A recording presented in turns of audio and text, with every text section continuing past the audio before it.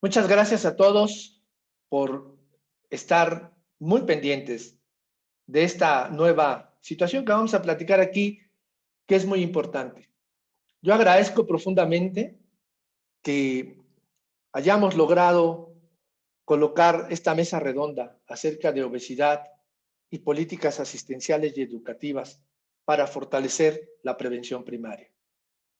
Y agradezco profundamente porque hoy por hoy, sin duda, los médicos de primer contacto, las y los nutriólogos de primer contacto, la gente que está en psicología y por supuesto y destaco, las y los trabajadores sociales son quienes se enfrentan la primera vez a un paciente con sobrepeso y obesidad.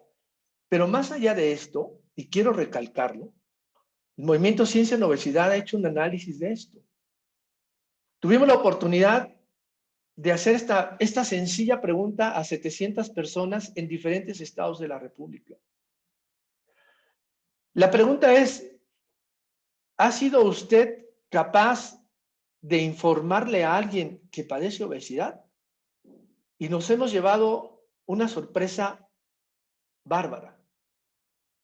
Entendemos perfectamente que en la atención primaria hay ocasiones donde las doctoras y los doctores están rebasados verdaderamente por el tiempo. Pero también hemos aprendido que por ahí hay unos duendes del bien que son la enfermera, la trabajadora social, que pesa y mide al paciente. Y hay muchas maneras de decirlo. Hace muchos años, en conjunto con la doctora Guadalupe Castro Martínez y algunos otros colegas en la Facultad Mexicana de Medicina de la Universidad de La Salle, hacíamos la revisión del síndrome metabólico. Escribimos un artículo acerca de esto. Y nos dábamos cuenta de que a la gente le cuesta trabajo decir una verdadera mala noticia para algunos, que es padeces obesidad. Hicimos también por ahí un análisis de muchas unidades de terapia intensiva donde tenemos un paciente con el expediente de un paciente que había padecido un infarto al corazón, tenía dislipidemia y los diagnósticos eran maravillosos. Tal o cual zona del corazón afectada, tal o cual zona del corazón en crisis, con tal o cual hipertensión pulmonar o no, dislipidemia, bla, bla, bla, pero nos llamaba la atención que no decía obesidad. Nos llamaba mucho la atención. ¿A qué voy con esta situación? Bueno, que tenemos que comunicarle a la gente cuando esté en medio de lo que es una enfermedad. Y esa enfermedad es la obesidad. Y que tenemos que ir elaborando cosas, manuales, situaciones, lineamientos fáciles, pero que nos ayuden de manera eficiente y efectiva a captar al paciente, a concientizar al paciente y a empezar con ellos la odisea mayor, el acercamiento al tratamiento farmacológico, al tratamiento nutricional y al manejo de sus emociones. Esta triada que sigue siendo sin duda el tema más allá de cualquier cultura. Y si no se puede establecer, no vamos a ser en ningún momento capaces de poder llevar al paciente a la primera gran línea que está analizado por muchísimos autores, que la primera gran línea de éxito para que un paciente se pueda convencer son los primeros 5 kilos. Los primeros 5 kilos en los cuales el entorno metabólico, el entorno bioquímico, el entorno de lo que tú me quieras decir, empieza a tener traductores y fáciles indicadores en suero y en muchas circunstancias de positividad. Nosotros lo hemos visto en nuestra unidad de neurociencias inclusive, como un paciente cuando rebasa la frontera de los 5 kilos menos y llega a los 7 kilos menos, la capacidad de la neurotransmisión cambia, se polariza, se hace eficiente y todo aquello que hemos dicho, que no vale de nada si no estamos los médicos de primer contacto en la posibilidad de llevar este mensaje.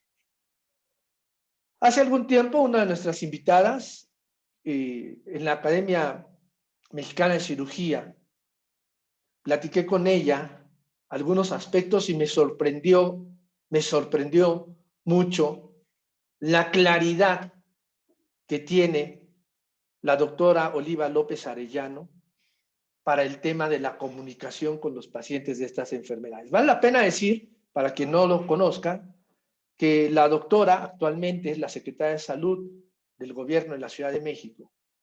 Pero es una educadora y es una investigadora y es una académica que conoce muchísimo acerca de la salud pública, pero también conoce muchísimo acerca de cómo se lleva la salud puerta a puerta en una comunidad o en una ciudad.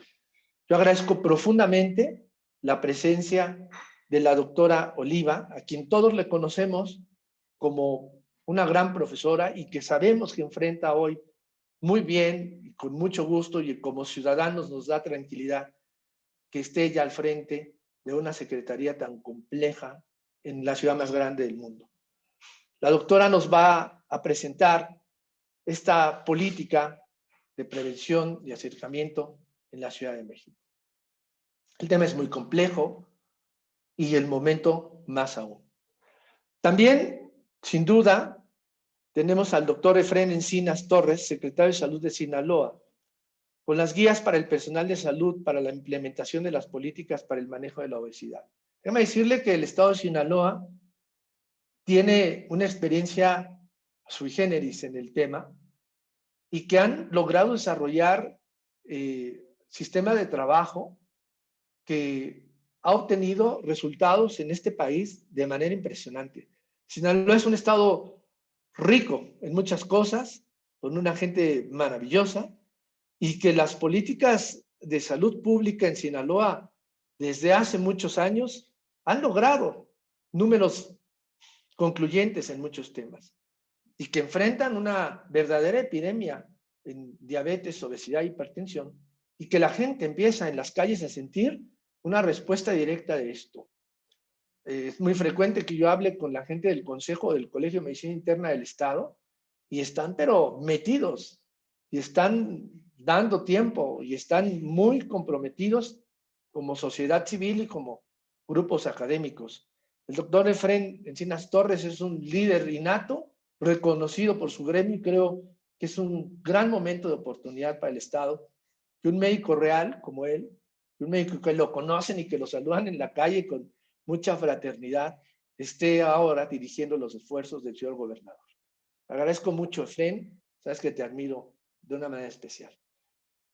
Mi querido doctor Armando Barriguete, director de la Clínica Ángeles Lomas de Trastornos de la Alimentación, está con nosotros y nos va a ayudar también para discernir una serie de cosas. Déjame decirle que el doctor Barriguete es famoso por todos lados, famoso nacional e internacionalmente, pero alguna cosa que los colegas le reconocemos al doctor Barriguete es lo fácil que hace la manera de decir y lo fácil que hace la manera de educar. Es más, es un educador innato que usted le puede preguntar lo que quiera y para la consulta y se lo explica. Pero además yo quiero decir algo que a veces se dice poco de los doctores o de las doctoras y que vale la pena con don Armando. Cómo lo quieren sus pacientes y cómo lo quiere su equipo de trabajo y cómo es, pues esto es la esencia de la medicina, ¿no? Y de la clínica. Cuando tus pacientes confían en ti, lo que es para ellos el mayor de sus futuros y cómo puedes cambiar en una familia con un guiño, con un gesto, con un saludo. Y don Armando realmente es un médico muy fraterno y que la gente lo quiere mucho. Qué bueno, don Armando, que está aquí con nosotros y vamos a aprender mucho todos de esta mesa donde está el ápice del tratamiento de la obesidad. La prevención primaria, la consulta externa y el médico de primer contacto.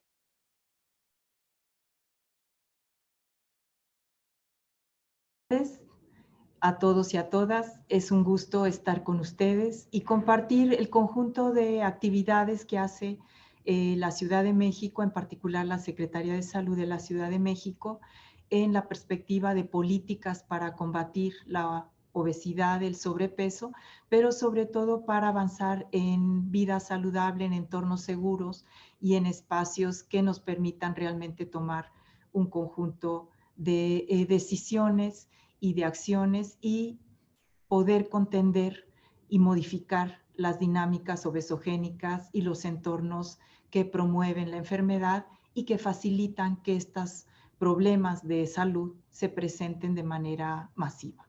Me voy a permitir compartir la pantalla para avanzar en mi presentación. Y les presentaría básicamente algunos datos iniciales que seguramente ustedes conocen, que tienen que ver justamente con el panorama global del problema del sobrepeso y la obesidad. O sea, tenemos en la ciudad, en el país, una situación que no es nueva, que es de hace ya varias décadas, que empezó a crecer el problema de la obesidad y del sobrepeso. Y esto lo que nos ha hecho es incrementar la prevalencia de esta problemática desde edades muy tempranas. Aquí tienen ustedes, y eso me parece fundamental, que se identifique que desde los primeros años de vida, ¿sí?, tenemos un incremento de personas pequeñas, de niños de 0 a 4 años que tienen sobrepeso y obesidad, ¿sí? Esto, si bien creció del 2006 al 2012 y hubo una ligera reducción, pero nos está marcando que ya tenemos una situación compleja ya desde hace varios años. El mismo caso para niños de 5 a 11 años, la prevalencia de sobrepeso y obesidad es un aumento. Por ejemplo, en el 2018 se observa una ligera disminución, pero si ustedes ven los datos del 2006 al 2012, al 2018, de todos modos tenemos un peso muy importante de esta problemática en los niños de 5 a 11 años. ¿Qué quiere decir con esto? Y si lo comparamos con los niños de 0 a 4, es que conforme van creciendo, y tal como se señalaba en otros momentos, conforme van creciendo las personas, van pasando de distintas edades, van teniendo un porcentaje mayor esa población en ese grupo de edad de problemas de sobrepeso y obesidad. También se va haciendo otro elemento, se va incorporando otro elemento que después aparece con mucha claridad en las personas adultas, que va siendo un porcentaje mayor en mujeres que en hombres. En el grupo de 12 a 19 años, también al nivel nacional, tenemos sobrepeso y obesidad ya en una situación realmente crítica para el 2018, con 41% de la población afectada, ¿sí?, donde es realmente una situación que podríamos decir de emergencia epidemiológica. Para el 2018 ya es casi la mitad de la población, bueno, 41% de la población que tiene esta situación. Personas de 12 a 19 años, es decir, personas que están en una etapa de crecimiento, en una etapa donde la actividad física es casi inherente a este grupo y donde ya las prácticas en nuestra población, las prácticas sedentarias, las formas de juego, la relación en términos de las dinámicas urbanas, pues impiden que esta actividad física se desarrolle y vamos teniendo poblaciones sedentarias, poblaciones que tienen acceso y disponibilidad a productos ultraprocesados, a comidas rápidas que van afectando severamente su salud y que van contribuyendo a estas proporciones altas de sobrepeso y obesidad. Sí. Para la población de 20 años y más, pues ya la situación es todavía más crítica. ¿Sí? Para el 2018 tenemos que prácticamente el 77% de la población tiene sobrepeso y obesidad en el grupo de mujeres, y en el grupo de hombres ligeramente menor, pero de todos modos tienen una afectación severa.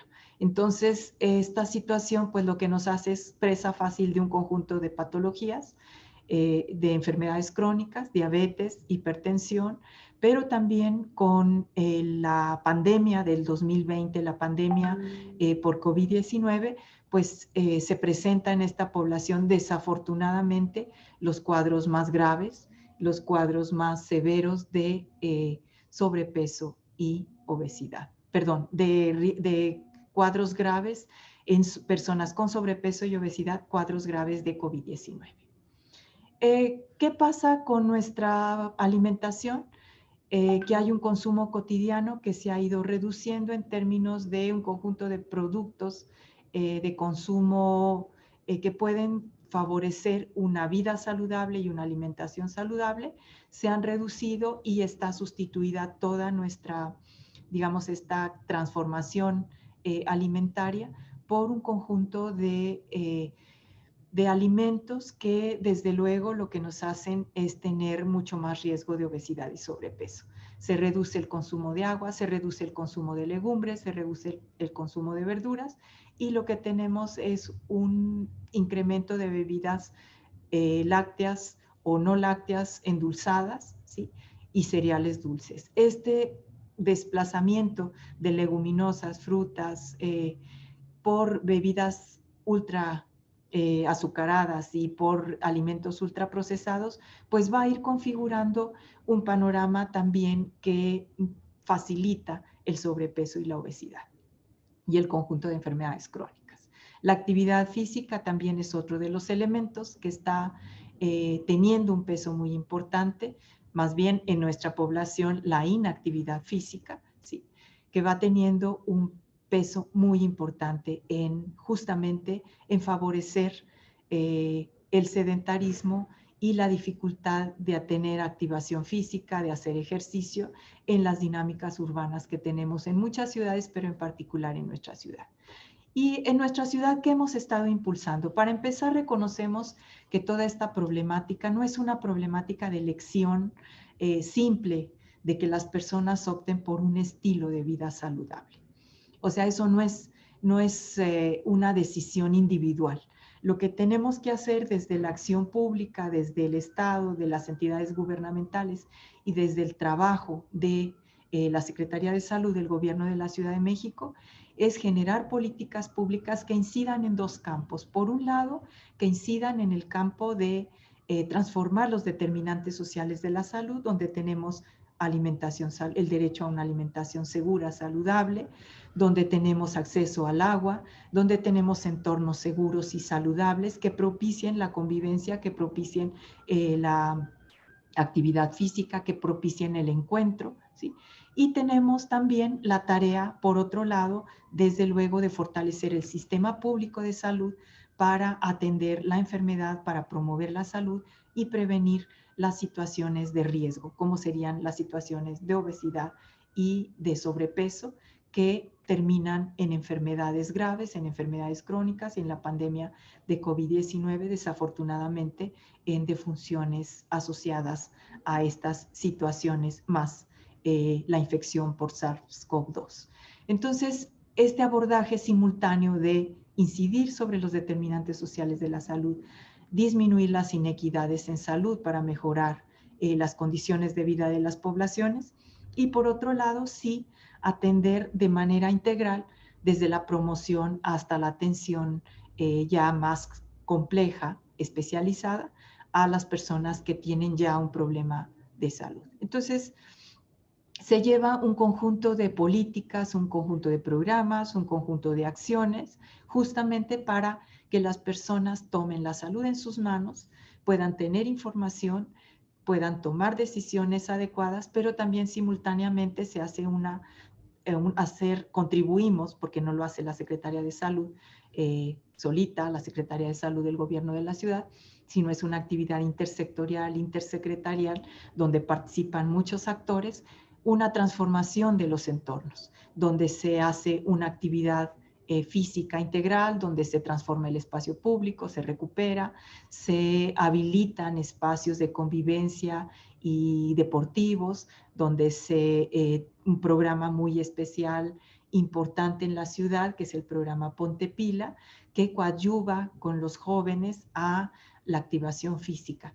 Entonces, esta visión integral, esta visión, digamos, compleja de atender, por un lado, las determinantes sociales que están produciendo entornos y dinámicas obesogénicas y simultáneamente promover la salud, que las personas tomen las mejores decisiones y que las personas puedan tener la salud en sus manos, pues involucra un conjunto de acciones y grupos distintos de población. Por un lado, trabajamos con toda la población, con población usuaria de los servicios de salud, con entornos laborales, con entornos escolares y con lo que hemos llamado salud en tu vida y salud que es el modelo general, y salud en tu escuela.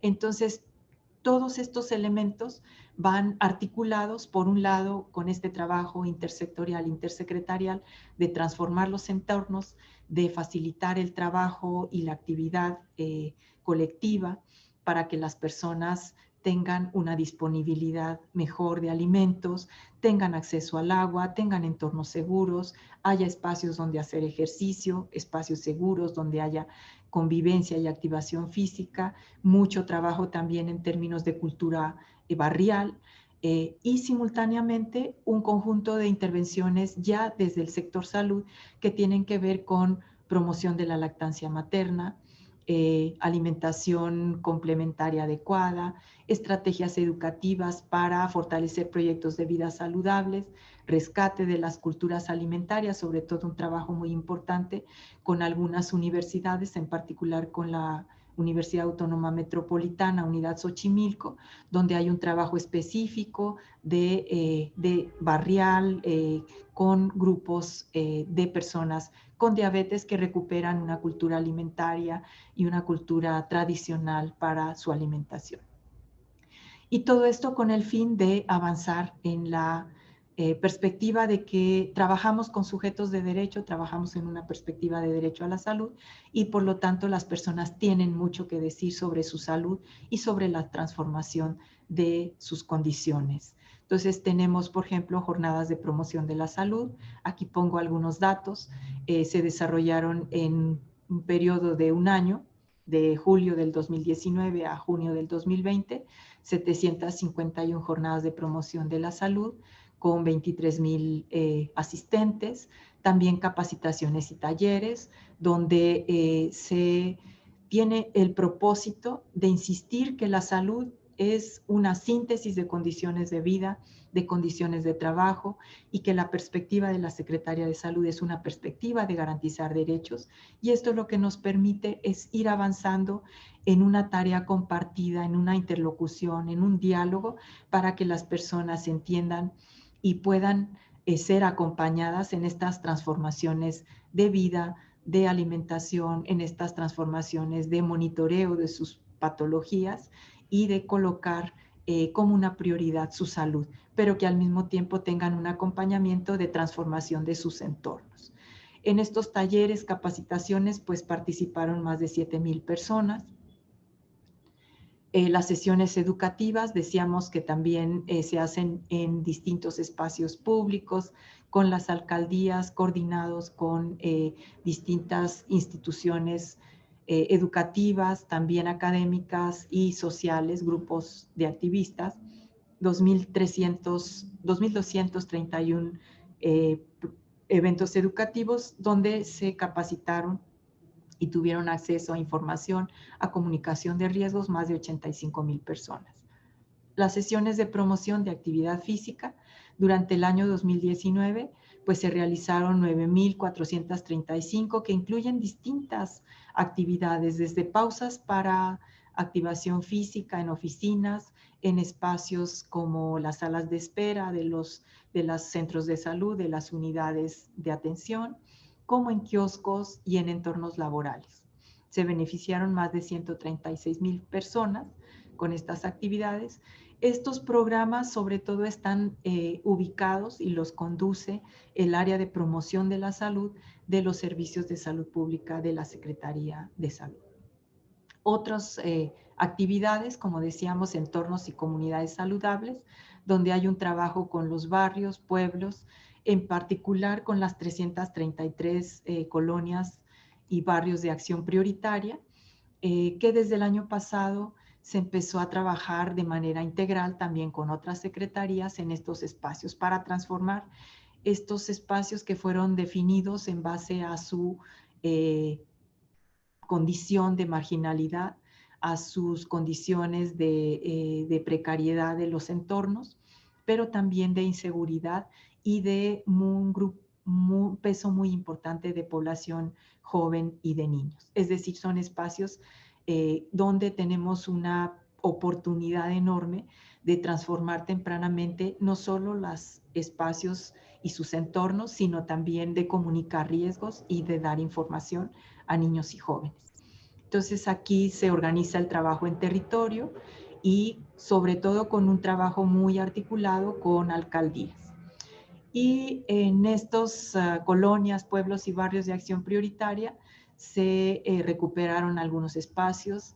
Con pilares también hay un vínculo importante con los pilares donde hay mucha actividad en general, pero también se prioriza la activación física y las actividades diversas, deportivas, artísticas, que permiten trabajar, ¿no?, con grupos de niños y jóvenes y ahí incidir en una formación mucho más de una cultura en salud en general, pero también de una cultura de prevención de la obesidad y del sobrepeso. El programa de promoción de la salud, ustedes pueden ver, también se promueve en escuelas saludables. Tenemos este programa de salud en tu escuela, donde se forman los niños como promotores de salud y tenemos ya más de 92 escuelas saludables calificadas y acreditadas como tales y grupos de niños como promotores de salud. En acciones concretas, pues también se da seguimiento, detección, seguimiento al estado nutricional de niños y niñas, identificando obesidad, sobrepeso, también bajo peso y bajo peso severo, y se atiende, se orienta a un centro de salud y se le da seguimiento. Y acciones de alimentación también, donde se vigila la oferta de alimentos en las cooperativas escolares y se dan orientación para el manejo de alimentos y preparación de alimentos saludables. Como ustedes saben, esta parte es muy importante porque el entorno escolar, si bien la pandemia nos ha impedido clases presenciales, el entorno escolar es un espacio privilegiado para formar personas, para formar ciudadanos, para formar niños y jóvenes que progresivamente vayan tomando la salud como una prioridad, tengan muchos comportamientos de autoprotección y desarrollen una promoción de la salud también con sus familias. Por supuesto, se informa y sensibiliza a madres y padres, ¿sí?, de comunidades escolares, y si se identifican casos de sobrepeso, de obesidad o de otras patologías, se derivan a los centros de salud. Los logros alcanzados, pues en las comunidades escolares son 10 talleres formativos, como ya decía, 92 equipos multidisciplinarios, 92 escuelas promotoras de salud y también 90 talleres replicados en distintas escuelas. Alimentación correcta, sesiones informativas, más de 3,000, más de 98,000 participantes, alimentos recomendables y manejo higiénico, sesiones más de 500 y asistentes 3,567. Y ya casi para ir cerrando, algo que nos parece muy importante es que se activó en noviembre del 2019 la Comisión Intersectorial de Promoción de la Salud de la Ciudad de México, donde participan 75 instituciones del sector salud, académicas, organizaciones sociales, alcaldías, y todas tenemos el propósito en este encuentro intersectorial de articularnos y en el territorio, ¿sí?, en estos espacios locales donde es posible transformar de manera muy concreta condiciones de vida, condiciones de acceso a alimentos saludables, alimentos de cercanía, alimentos no ultraprocesados, donde es posible transformar espacios en espacios para la activación física, en parques y centros de activación y de gimnasios urbanos. La transformación de los determinantes sociales de la salud. Aquí, por ejemplo, el papel que ha tenido SACMEX para ampliar la red de abastecimiento de agua potable, para garantizar un servicio cada vez mejor a todos los capitalinos, para remontar esta carencia de agua que limita el acceso a un derecho humano fundamental como es el derecho al agua de calidad y de consumo humano, para consumo humano, pues ha tenido un papel fundamental desde el 2019, pero ahora en la pandemia ha incrementado sus acciones. Y esto, aunque parece que no corresponde estrictamente al área de salud, de la Secretaría de Salud, sí es un trabajo de otras secretarías que abona a la reducción de riesgos, a la modificación de entornos y de dinámicas obesogénicas y contribuye a la modificación de los determinantes sociales de la salud en general, pero de los determinantes sociales que impactan sobre la obesidad y sobre la buena alimentación y sobre el sobrepeso. Los avances, pues como ya señalaba, se conforman a partir de esta comisión intersectorial, una serie de mesas de trabajo que han venido avanzando no solamente en la reflexión científico-técnica y en la propuesta conceptual de cómo abordar el grave problema de sobrepeso y obesidad, sino también con propuestas muy concretas en sus territorios y en sus espacios específicos de trabajo y de acción.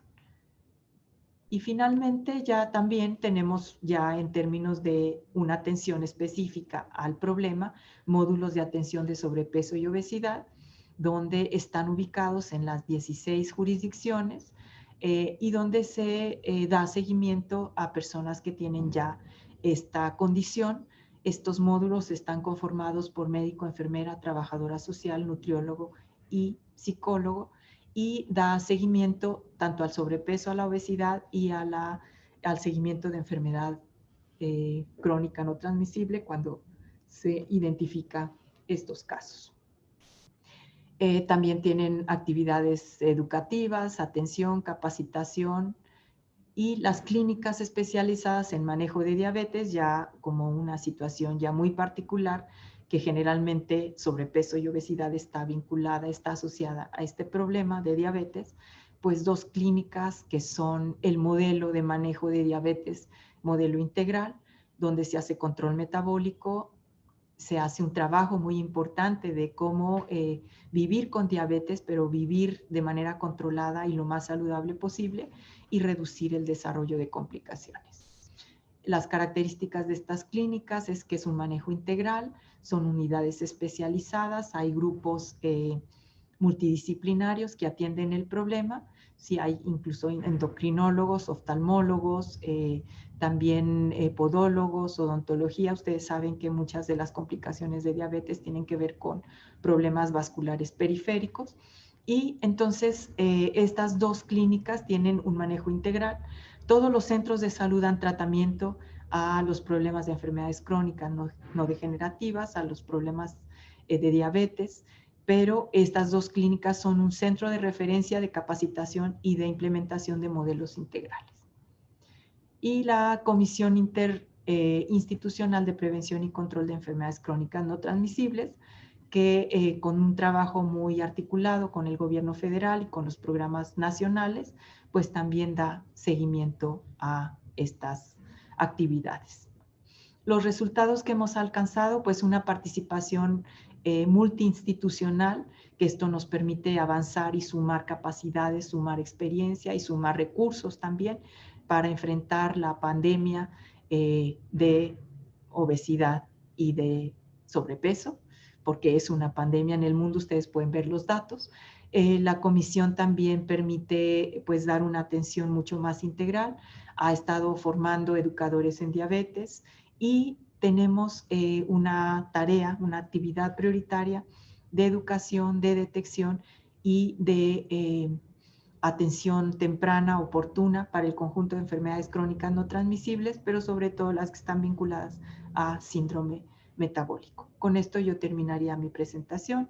Les agradezco mucho su atención y espero que lo presentado aquí y sobre todo esta mirada de trabajar simultáneamente sobre los determinantes sociales de la salud para impactar dinámicas y entornos obesogénicos y por otro lado fortalecer la capacidad institucional e intersecretarial de la actividad que atiende desde la promoción de la salud hasta la atención especializada de estos problemas, fortalecer esa capacidad pública de la Secretaría de Salud del Gobierno de la Ciudad de México. Muchísimas gracias.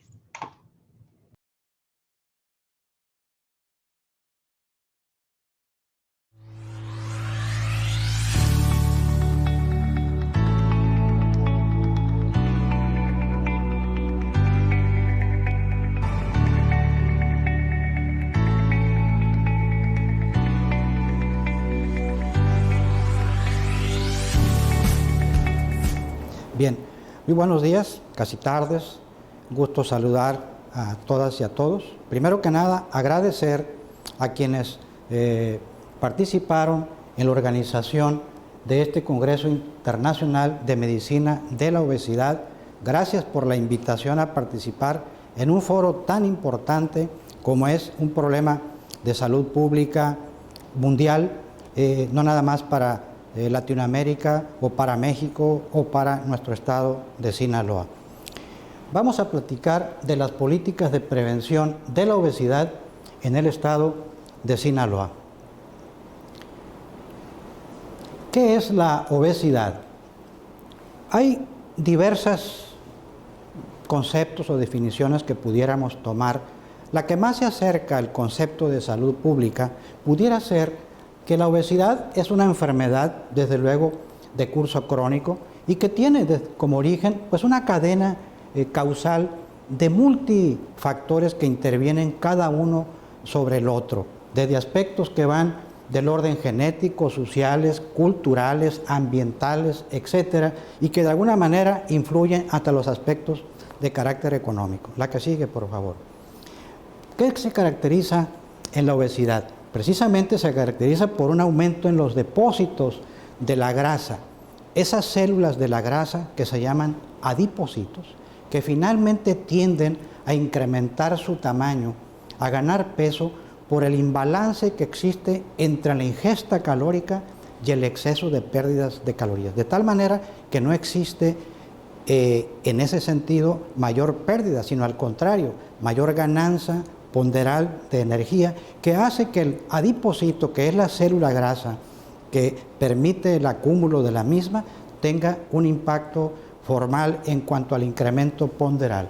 Y en este aspecto, la que sigue, por favor, debo de señalar que esa célula grasa, el adipocito, tiene entre muchas otras características, porque es un órgano endocrino también, que produce hormonas, que tiene impactos interrelacionados con el sistema nervioso central, particularmente el hipotálamo, pero ese adipocito tiene dos características fundamentales y que tienen que influir en la persistencia y el pronóstico de la obesidad.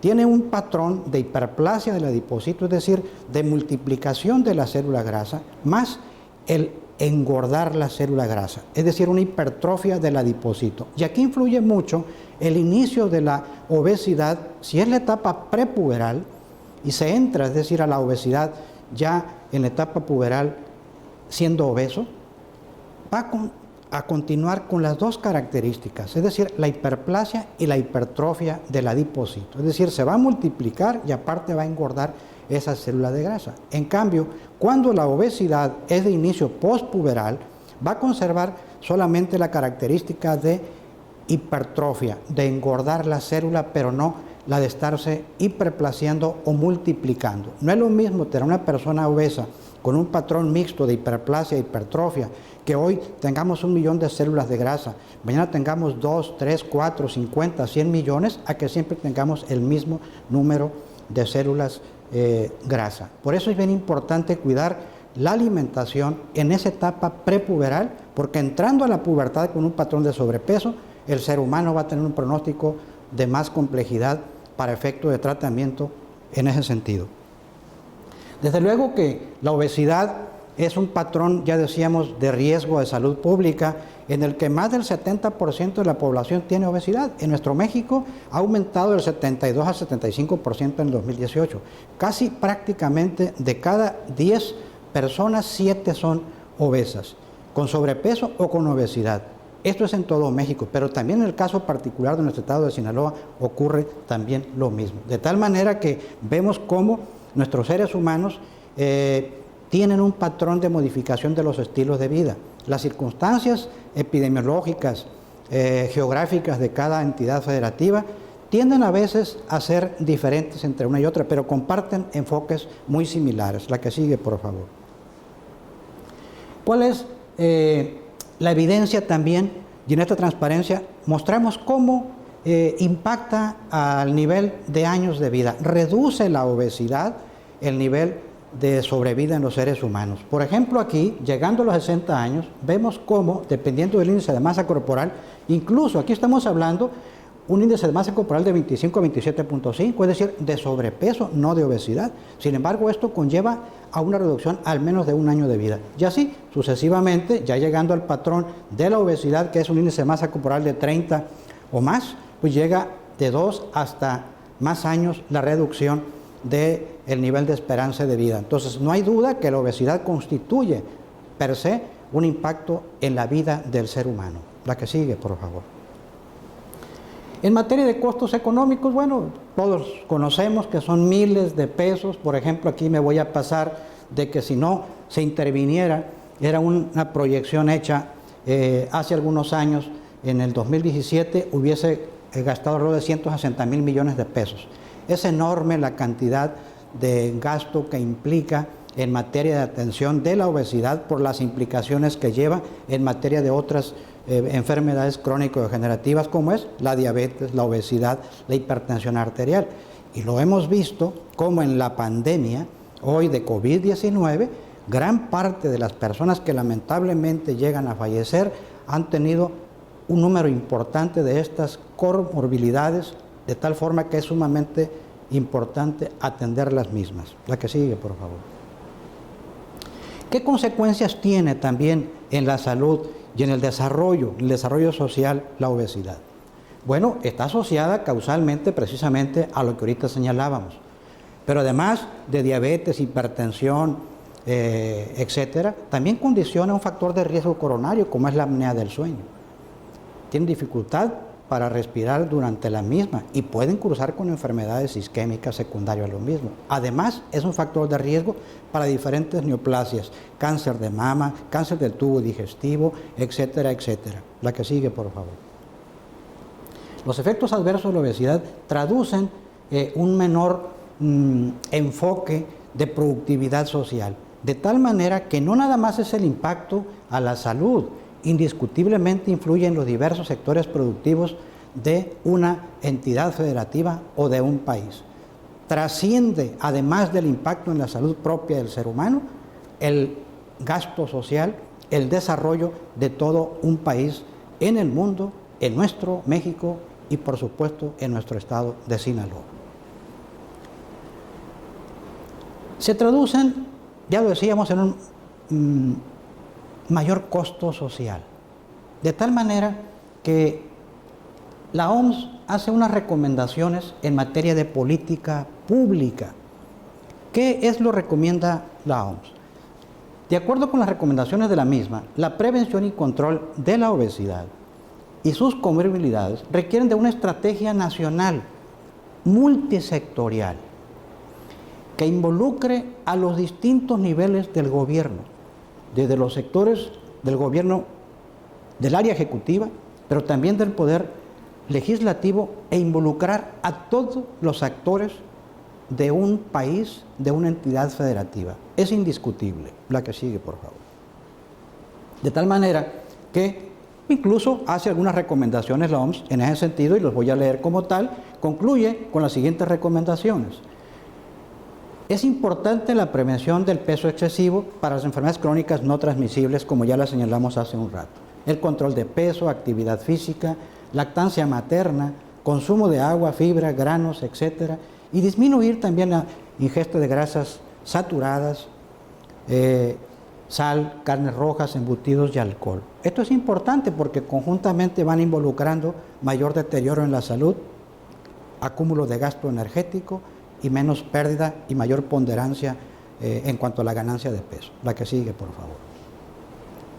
Algo importante que debemos de señalar es que los cambios ocurridos en la alimentación humana en el siglo XX deben de ser tomados en cuenta como utilización también de buscar el éxito y estas experiencias para aplicar en este y en los años venideros.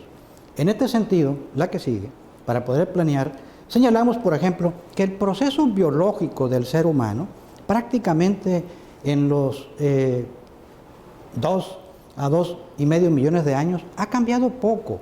Es un cambio progresivo, paulatino. La anatomía, la fisiología del ser humano ha tenido cambios relativamente escasos en estos cientos de años, cientos de miles de años. Pero lo que sí ha cambiado mucho en sí son los procesos tecnológicos, la globalización, los medios de comunicación, la vida del ser humano como tal.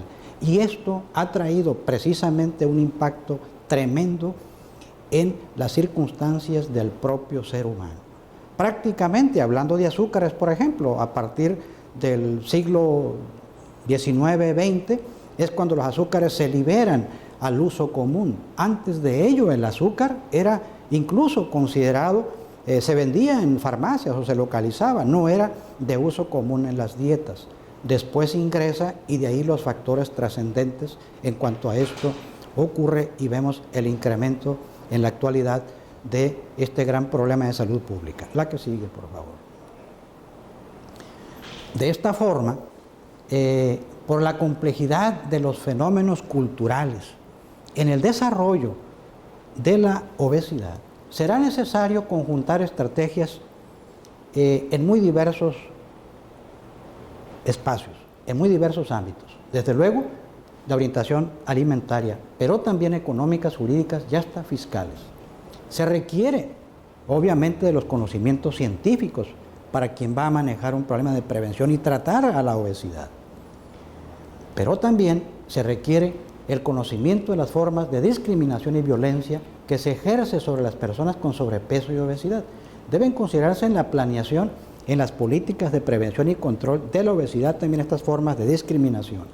Y debido a la naturaleza de la obesidad, las políticas públicas encaminadas a abordar el problema deben integrar a todas las redes sociales, áreas escolares, comunidades laborales y obviamente el efecto multiplicador positivo que tiene la inteligencia colectiva a través también de las vías del sistema de comunicación digital, redes sociales, etc. Hay que aprovechar también, no todo es malo, tiene efectos positivos.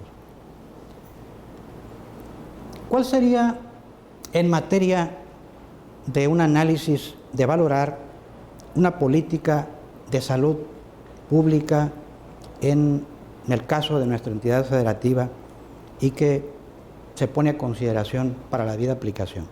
En nuestro estado, crear e instalar un acuerdo estatal en materia de salud para la prevención y tratamiento de la obesidad. Un acuerdo como tal, formal, prudente, recomendable y autorizado. Y también otorgarle suficiente presupuesto para el debido cumplimiento de las actividades que conlleve. Asimismo, se requerirá de un esquema de seguimiento transgubernamental, interestatal, pues, que involucre a todas las secretarías que integran el gabinete de la entidad federativa. No puede ni debe excluirse a ninguno. Todos somos importantes en la participación de un problema de salud pública, porque la obesidad genera impacto en otros sentidos y los vamos a ver a continuación. La creación de un foro de convergencia para dar seguimiento a lo que se señale y se exprese como acuerdos, y también en el marco de la rendición de cuentas, de la transparencia, es fundamental. La que sigue, por favor. Algo importantísimo es la salud en todas las políticas públicas. Esto es, que vaya en cualquiera de los elementos en la toma de decisiones de todos los aspectos que integran a una sociedad, a un gobierno. Salud en todas las políticas quiere decir que todos los sectores de gobierno consideren la salud en sus decisiones y políticas de la misma. Segundo, reconoce que el sector salud puede generar importantes impactos en la salud de la población, trabajando fuera de las fronteras tradicionales enmarcadas en los hospitales y en los centros de atención primaria. Habrá que salirnos de estos. Y también la salud en todas las políticas busca hacer sinergias con otros sectores y minimizar las externalidades negativas sobre la salud o la equidad en materia de salud. Retoma los derechos sociales, reconoce la importancia de los determinantes de la misma y busca que las decisiones sean consideradas en conjunto, en equipo, para el mejor de los resultados posibles. Salud en todas las políticas públicas mejora los desenlaces de salud mediante la colaboración de todos los sectores que participan en un gobierno. Y salud en todas las políticas públicas va a promover la salud y equidad, colaboración intersectorial y ganar para todos, para beneficio del ser humano. El objetivo es asegurar que todos los decisores, es decir, los que toman una decisión, estén debidamente informados del impacto que tiene la salud en todos los efectos, porque es un efecto sistémico el que tiene. La salud es un elemento necesario para una economía, indiscutiblemente, y lo hemos visto ahorita en el caso de la pandemia, qué emergencia sanitaria en nuestro país tenemos, y obviamente la pandemia con impacto mundial. Desde luego, importantes desenlaces en salud dependen de las decisiones que se toman fuera del sector salud, también el sector económico, el sector seguridad pública, etc. De tal manera que el concepto de salud en todas las políticas se construye desde la salud pública bajo el enfoque transdisciplinario e intersectorial que caracteriza la práctica de la salud pública. Los servicios médicos, aunque directamente pues sí son importantes, y la atención directa al mismo, pero en el sentido de política pública juega un enfoque menor. Los ambientes donde las personas trabajan, aprenden y juegan son mucho más importantes para la prevención y control. Sí, desde luego las áreas médicas, hospitalarias, son importantes cuando llega un paciente complicado por una enfermedad asociada, pero en la prevención son más importantes las personas donde trabajan en sus ambientes, situación económica, educación, vulnerabilidad, y mejorar las comunidades en materia de ingreso también va a ayudar que el acceso a las áreas de salud sean mejores. La que sigue, por favor. ¿Y qué espacios? ¿A dónde debemos de llegar en un problema de salud pública en nuestro país, en nuestra entidad federativa, para la prevención y control de la obesidad? Llegar al hogar, a la escuela, a la comunidad, los centros de trabajo y los espacios públicos de esparcimiento. Involucrar actores clave, incluyendo el sector privado, especialmente la industria de alimentos, los medios de comunicación masiva, las agrupaciones de consumidores y desde luego la academia. Con esto concluimos la plática. Espero haber sido claro y cumplido las expectativas para ustedes en materia de prevención. Hay muchísimo que hacer y si todos participamos en este problema de manera conjunta, podemos lograr que esta enfermedad de salud pública, que es la obesidad, disminuya con un impacto muy favorable para toda la población del mundo entero, de nuestro país y nuestro estado. Muchísimas gracias por su atención.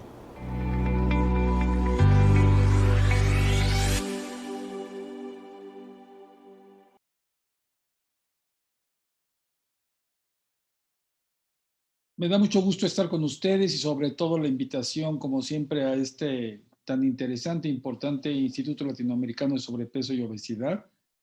Y voy a compartir pantalla con ustedes y voy a comentar con ustedes o compartir como parte de este Congreso Internacional algunas notas, ¿sí?, sobre guía del bienestar y sobre todo para el personal de salud que nos dedicamos al manejo de la obesidad. Me parece muy importante para poder entender la situación actual, tener varias nociones o conceptos en línea, que es obviamente COVID, claramente obesidad, lo que es sindemia, que ahorita voy a comentarlo con ustedes, y que la mejor salida o aportación a la sindemia va a ser el bienestar. No solamente para los pacientes, sino para nosotros como los profesionales de la salud, que trabajamos con pacientes que sufren de obesidad.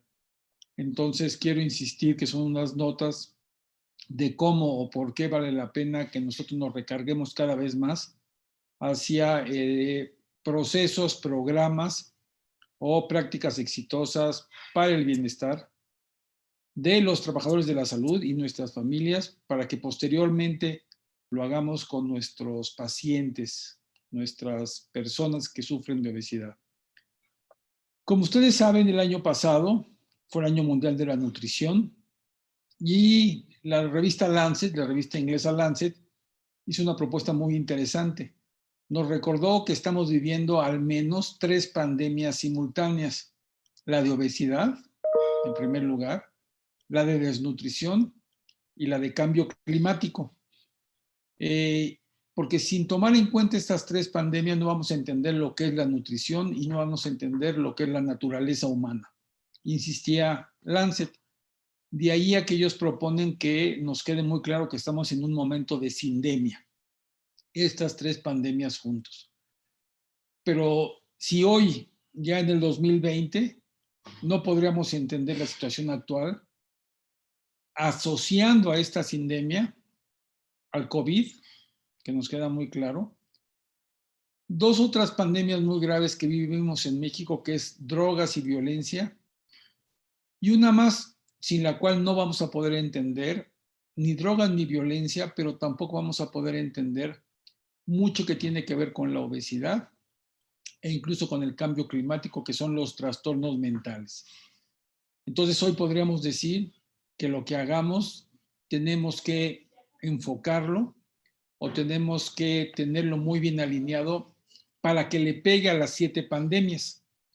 Entonces, de lo que nosotros hemos trabajado, lo que le pega a las 7 pandemias es el estado de bienestar. Es muy importante que nosotros podamos movernos cada vez más hacia procesos de bienestar y no solamente a los de salud, porque como nosotros sabemos, si nosotros leemos o recordamos la Ley General de Salud desde su artículo 1, que dice, cito, se entiende por salud como un estado de completo bienestar físico, mental, espiritual y social, y no solamente la ausencia de afecciones o enfermedades. Aquí nos detenemos y nos queda muy claro que lo que define la salud es el bienestar. Y hacia ahí tenemos que movernos. La salud tiene limitantes en relación al bienestar, ya que tiene una noción puramente médica y bienestar es mucho más amplia, es un proceso, es colectivo, incluye lo emocional, que va a ser muy importante, sobre lo cual vamos a platicar en unos momentos. Es un proceso, como lo mencioné. De allí a que lo que estemos trabajando nosotros con nuestros pacientes, tenemos que recargar nuestra formación y capacitación al bienestar, pero el bienestar de nosotros como los trabajadores de la salud y de la educación. ¿Para qué? Nosotros cuando desarrollamos hace ya algunos años en el sexenio con el doctor Córdoba, nos tocó desarrollar la primera estrategia contra la obesidad, nos tocó desarrollar, ustedes recuerdan, 5 pasos, después me tocó desarrollar Chécate, Mídete, Muévete. Nos dimos cuenta de varias cosas. Primero, que la gente quiere cambiar.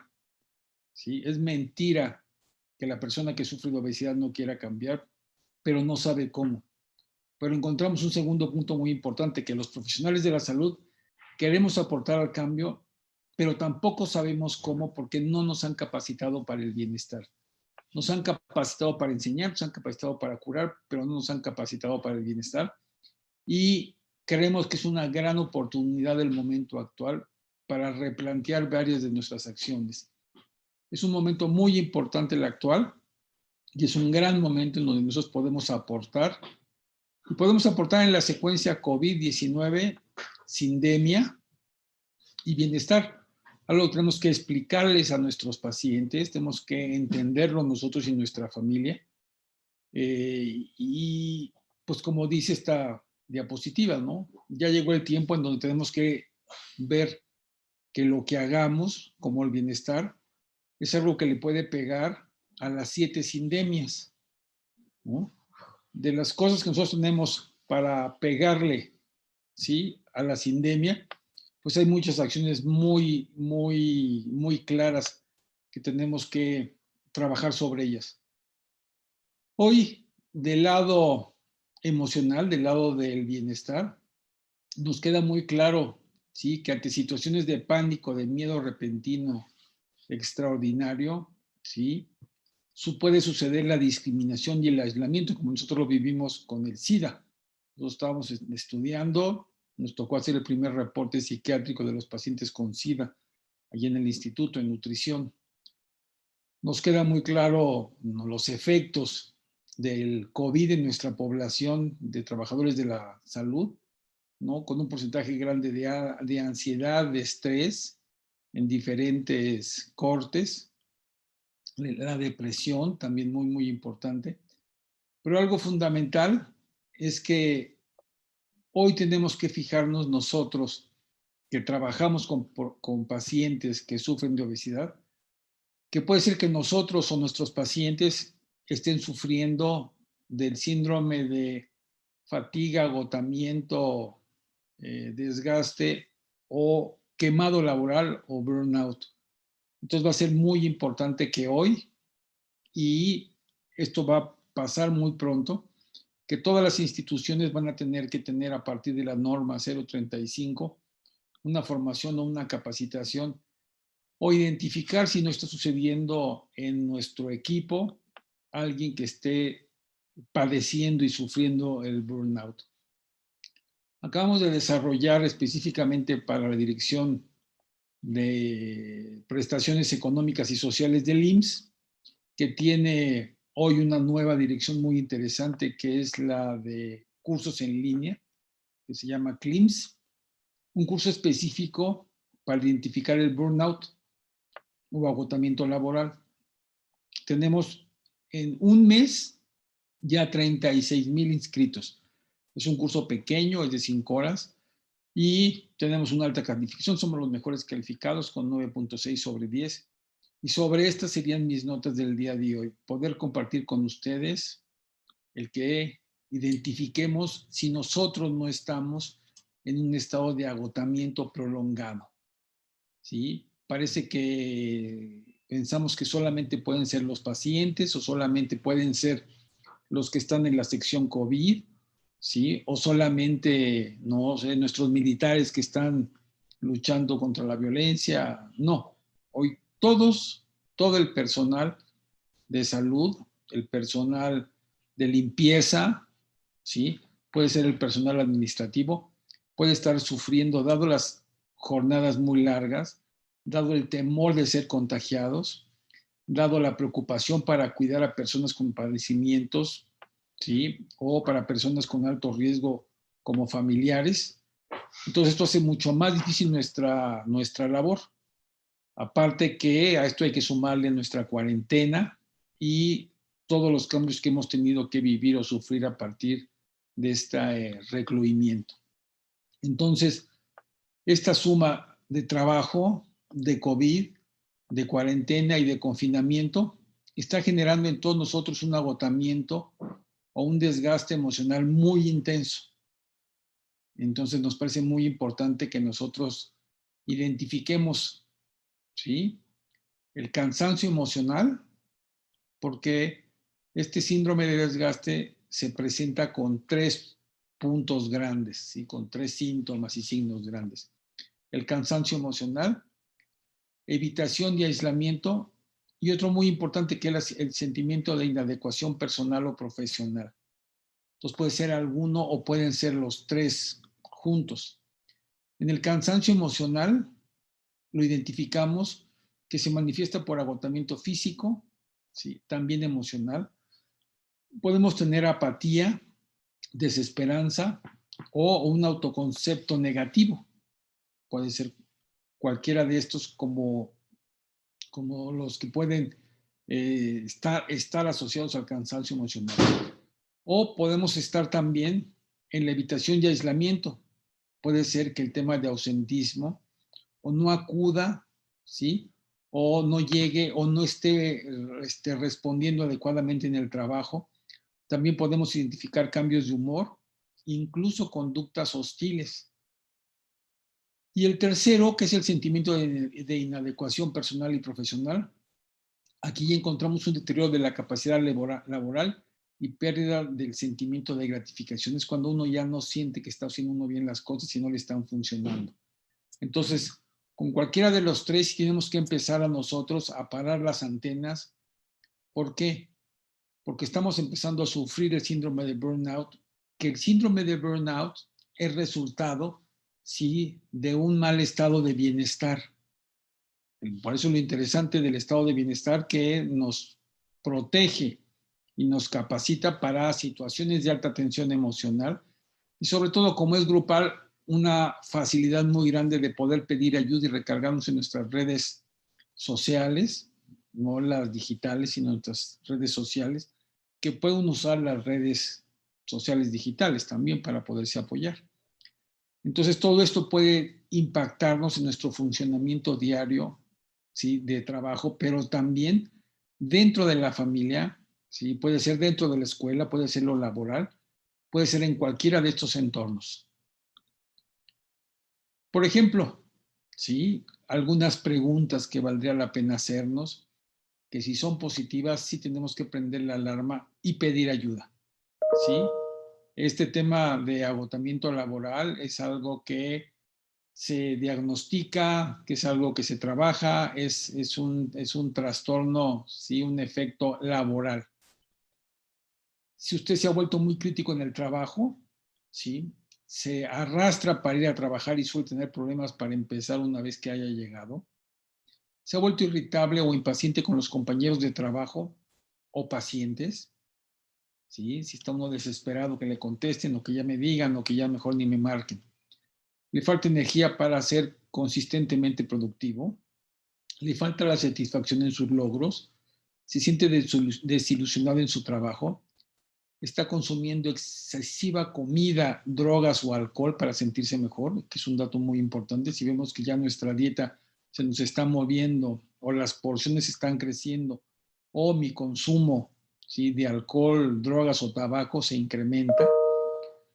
Otro muy importante, nuestros hábitos de sueño o apetito se han modificado, ¿sí?, por culpa del empleo, uno puede estarlo viviendo así. O si también uno presenta dolores de cabeza inexplicables, dolores de espalda u otros dolores físicos. Todo esto nos habla de que ya hay una incomodidad, de que física y emocionalmente ya no estamos pudiendo, ya se está reflejando en nuestro trabajo, pero también puede ser en la escuela, ¿sí? Puede ser para nuestros hijos, puede ser también que le estén pasando nuestros sobrinos, nuestros alumnos, ¿sí? O puede ser que nuestra abuela, nuestra mamá, ¿sí?, nuestra esposa lo esté viviendo en casa simplemente por esta presión y aislamiento laboral dentro del hogar. Recordemos que lo laboral no excluye el hogar, no excluye el trabajo en casa, que puede ser igual o peor de desgastante que un hospital. Entonces vemos aquí cómo tenemos el agotamiento laboral, las actitudes negativas y la falta de realización. ¿Sí? En el agotamiento laboral encontraremos un desgaste profesional que llega a la persona a un agotamiento, como mencionamos, emocional y físico. Aparece una pérdida de energía, fatiga, ¿sí? El agotamiento se produce al tener que realizar unas funciones laborales diarias y permanentemente con personas que hay que atender como objetos de trabajo. Por otro lado, encontramos actitudes negativas en la relación con los pacientes. Aquí hablamos del personal como nosotros, de nuestros colegas. Incremento de la irritabilidad y la pérdida de motivación. Es decir, si lo identificamos en nosotros, hay que pedir ayuda, pero si lo identificamos en algún colega, también hay que poderle decir, oye, a lo mejor tú estás ya con desgaste laboral o inclusive con agotamiento o quemado laboral. Y vamos a poner aquí opciones para poder pedir ayuda también. Donde se incrementa la irritabilidad, se pierde la motivación y se raspan las relaciones y puede llegar a deshumanizar el trato con colegas o con pacientes. Falta de realización, disminuye la autoestima, no sentimos que estemos funcionando bien. Existe frustración de expectativas y manifestación de estrés a nivel fisiológico, cognitivo o de comportamiento, cualquiera de ellos. Y vemos aquí una lista muy interesante de situaciones o estados de estrés, y cuando este estrés ya fue muy presente, muy constante, o muy intenso, mejor dicho, ya aparece el burnout, que es lo que ya nos tiene que alertar. Pero desde el estrés hay que pedir ayuda y es muy importante. En el estrés nos implicamos demasiado, pero ya en el burnout ya no. Sufrimos las emociones con más intensidad en el estrés y en el burnout ya no sentimos estas emociones tan intensas. Provoca el estrés y hiperactividad, estamos de arriba para abajo. Y en el burnout ya sucede algo mucho más doloroso, que es el sentimiento de abandono. Baja la energía en el estrés, pero en el otro lo que baja es la motivación y la esperanza. Puede conducir a la ansiedad, el estrés, y ya el burnout nos puede llevar a la depresión, que también es muy importante recordarlo. Tiene consecuencias físicas el estrés, y el burnout ya no solo son las físicas, sino ya también incluye las emocionales. Aquí hay mayor riesgo de muerte prematura y mayor riesgo de pérdida de perspectivas. ¿Qué es lo que hemos estado haciendo? Tenemos una plataforma educativa sobre bienestar. Tenemos, ya mencioné, ¿no? El curso grande o el específico es el que tenemos con el IMSS. Es gratuito, son 5 horas. Pueden ustedes entrar en CLIMS, IMSS, Gov, MX, CLIMS, que es cursos en línea, y se llama agotamiento laboral o burnout. Estamos haciendo otros sobre bienestar psicosocial en el ambiente laboral. Pero tenemos otros que es importante que los conozcan porque prevén todo este tema de burnout y es los cursos sobre bienestar. Tenemos un MOOC con EDX. Hay un libro mío que acaba de salir que se llama Para entender el bienestar y estar bien. Esto es de Penguin Random House. Luego tenemos 3 diplomados en línea de bienestar, uno sobre calidad de vida, otro sobre nutrición y otro sobre obesidad, en donde hacemos énfasis de cómo desarrollar conductas de bienestar. Y algo muy importante, acabamos de desarrollar con Fonsalud el Consejo Promotor para Bienestar y Salud Mental. Entonces son espacios educativos que vale la pena conocerlos. Desarrollamos uno de estos, un decálogo sobre bienestar en cuarentena, que son las cosas básicas para hacer en la cuarentena, ¿sí? Con todas estas instituciones, a través de Anáhuac Online, pues también está Fonsalud, está el instituto, está nutrición, obviamente, en otras instituciones, ¿no? Las academias, las de medicina y las de cirugía de México y de Francia.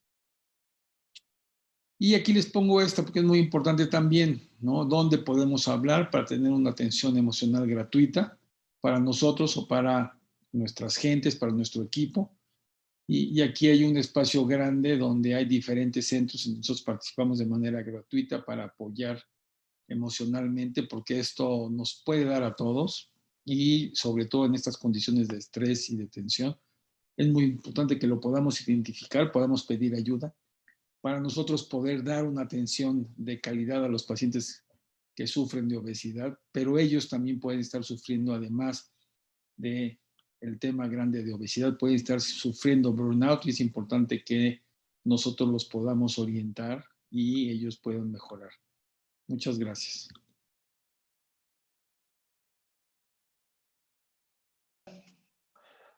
Muchas gracias a los ponentes de este foro, al cual creo que bastan las palabras, ¿no? Para señalar la claridad y la capacidad de transmitir el conocimiento. Estas líneas que nos han dejado acerca de la asistencia y la educación o la prevención primaria nos hacen pensar que en realidad lo que nos hace falta es conjuntar esfuerzos. Yo creo que la gente se sorprende, y esto va muy especial a la crítica fatua de aquella que hablaba Octavio Paz. La gente se sorprende cuando escucha expertos como los 3 que están aquí y cuando ven los datos del trabajo del día a día que muestran. Y hago referencia a la crítica fatua de Octavio Paz porque es muy fácil lanzar verdaderos dardos acerca de un actuar de cuando hemos tenido la oportunidad de ser servidores públicos o profesores académicos. Y uno piensa que las cosas no van bien solo por no ir bien o por no estar en el tema de hacer el seguimiento. Ustedes se han dado cuenta con estas 3 magníficas conferencias que el trabajo está, que el diseño está y que los indicadores de calidad se buscan por todos lados. El mayor punto y compromiso es que hay ocasiones donde nosotros, los que somos quienes recibimos esta enseñanza, instrucción, información, no lo convertimos en el cierre final del fenómeno de educación, que es interiorizarlo, aprenderlo y aplicarlo. Creo que los 3 expertos son claros en las circunstancias y en lo que falta es tema de nosotros. Hay muchas situaciones alrededor de diferencia entre la manera de atender de forma primaria a la obesidad en Europa, en Asia o en América Latina. Pero sin duda, lo que hemos escuchado hoy nos permitirá a todos nosotros, en nuestros consultorios, en nuestras clínicas, en los hospitales en los que trabajamos, públicos o de iniciativa privada, tener un concepto diferente acerca de que el objetivo final de esto sigue siendo prevenir y educar. Por favor, aprovechen este espacio que existe de esta manera virtual para hacerle llegar a nuestros expertos sus dudas, sus mensajes. Agradezco profundamente a los 3 profesores que han estado aquí, su presencia y su comunicación. Buenas tardes y hasta luego.